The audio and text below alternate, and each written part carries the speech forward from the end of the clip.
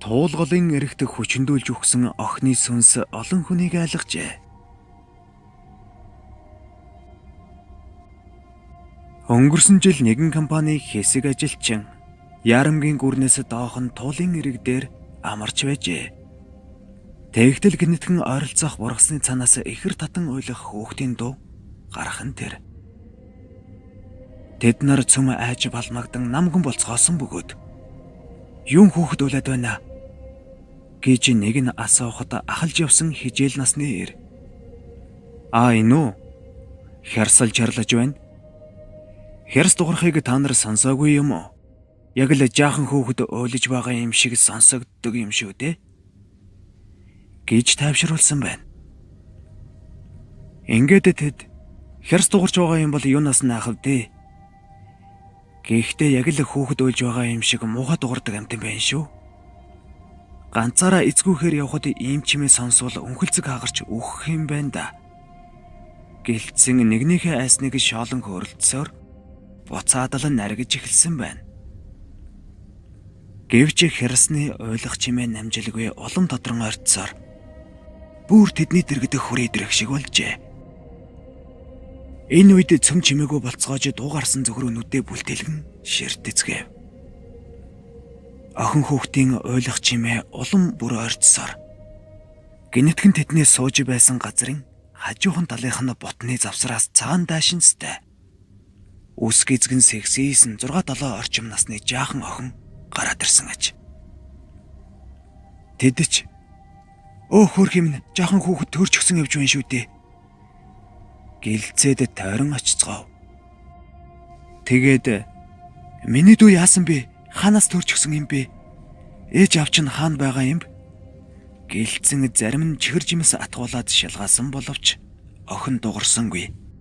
Яг энэ үед тэдний хэн нэг нь охины хөл гуй тэр чигээрээ хондан ягаан цуснд будагдчихсан байхыг олж харсан байна. Ингээд охиныг бургасан дунд төөрч яваад хэн нэг үл бүтэх этгээдэд хүчндүүлчихсэн байна гэж өөр хоорондоо шивэр авир хийлцэн. Төд галын дэргэд аваачаад хөл гарыг нь угааж цэвэрлэх гэж бөөн бужигнаан болжээ. Тэдний зарим нь ийм нялх амтны хүчирхийлдэг ямар муухай зэрлэг амтд вэ? Ах нараасаа ич зовлгүй хэлээрэ.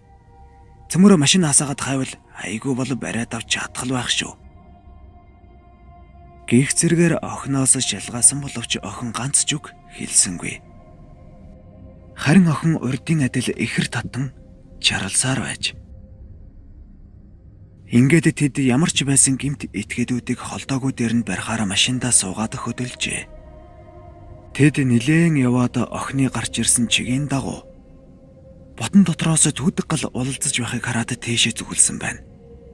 Төдийн ойролцоо очиж машинаа зогсооход охиныг үлдээж ирчүүд нь бууж гартаа мод чулуу барьсаар явж очижээ.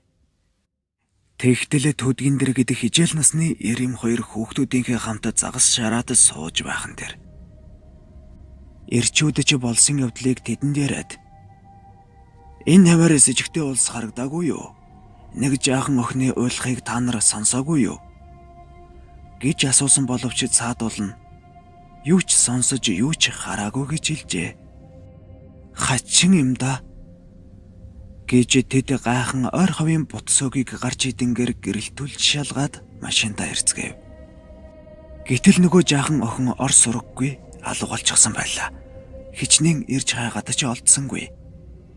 Харин тэднээс нилээд зайтай байсан битүү бургасан дотроос охины хингэнтэл уйлах чимээ бүдгхэн сонсогдож байв. Тэд хойноос нь хамаг чадлаараа гүйлдэн хашгирч дуудсаар бургас бутыг сүлжин нэгсэн боловч охины уйлах дуу улам-улмаар цаашилж холдсоор байж. Тэдний явах замд бургасан дотор түүдэг ноцоосон бас нэгэн гэр бүлийнхэн таарсан боловч тэд бас юу ч сонсож юу ч хараагүй гэж хэлжээ.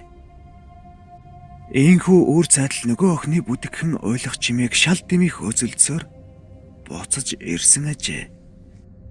Юун амарч зугаалах мантай шал дэмий юмтай хөөцөлдсөөр гэж зарим нь уцаарлахад нэг нь ямар ч байсан энд ноцтой гэмт хэрэг гарсан байна. Энэ хавийн цагдаад яаралтай мэдэгдэж дуулах хэрэгтэй гэсэн санал гаргажээ. Ингээд тэд удалгүй хэсгийн цагдаа дээр очиж болсон явдлын талаар ам булаалдан ярьж өгсөн байна. Гэвч хэсгийн цагдаа тэдний яриаг сонсож дуусаад хайхарамжгүйгээр 2 жилийн өмнө болсон хэрэг шүү дээ. Хүчнэсэн улсын цөмөрөө баригдаад ял шийтгүүлээд шоронд явчихсан. Ор хоронгүй тэнмэл улс байсан юм билээ. Тэд толгойд орчмын нэг айлын 6 настай охиныг чихрээр хуурч туулын эрэгт амьдардаг овоохоо авчирч дөрвүүлээ ээлжлэн хүчрхээлж бахаа хангаад эцэст нь хүзүүнээс нь чулуу дүүжлээд гол руу хаячихсан байсныг хэд хоногийн дараа олж илрүүлсэн юм. Үүнээс хойш л сүнсэн ч юм уу юун чимб нэг тимхий үзэгдэл голын эргээр уйлж хүн амтэн айлгадаг болсон. Та нар анх удаа энд ирсэн болохоор мэдэхгүй бүдэлсэн байна.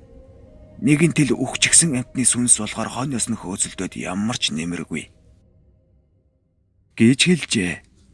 Амрагчид ийм сонин зүйлтэй таарлцсандаа эвгүйцэж тэр даруйдаа буцаж ирсэн бөгөөд гандангаар орж хиймрийн сан уншуулсан ажээ. Хожим нь хүмүүсээс лавлахад хүчндүүлж нас барсан охины хий сүнс голын эргээр уйлан тэнэж явахыг тэднээс өөр хүмүүс ч олон удаа харсан байв. Ер нь туулгалын эрэхт осолдож өгсөн хүмүүсийн сүнс одоо хүртэл тэндээс сэлгүүцээр байдаг гэж настай хүмүүс ярьдаг юм билээ.